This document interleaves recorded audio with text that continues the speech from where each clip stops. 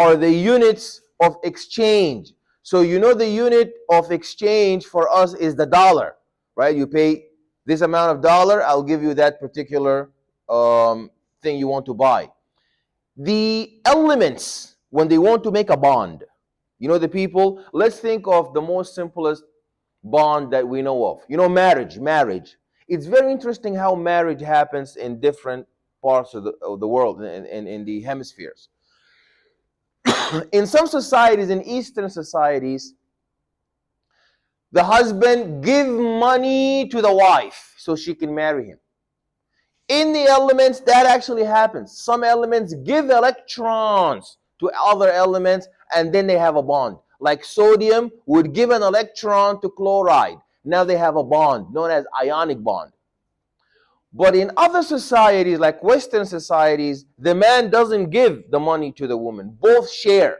So the man puts $50,000, for example. The woman puts $50,000, and they make a mortgage. They buy a house. And you know, when there's divorce, they split in half. You know what I mean? The elements have the same thing. Some bonds are not based on you give me electrons. They are made up of sharing the electrons. Is that concept clear? So if the bond where one gives the other one electron, you know, electron is the money. They don't have dollar, they have electron. So if you give me electron, we can have a bond. Like sodium, give electron to chloride, you have sodium chloride salt. What's the name of that bond? Ionic bond. Excellent, very good. Now, if we're not giving up electron, we're sharing electron. What is that kind of bond called now? That's a covalent bond. Excellent, excellent, excellent. Now, covalent bonds are now, there's different kinds of covalent bond. There is no different kinds of ionic bond because you lost the electron. The problem is always when you're sharing. When you're on your own or when you give something up, it's okay. It's when you're sharing. That's when the people have problem, right? When they share an apartment, when they share a car, when they share something. So what's the problem with sharing? Yeah, exactly.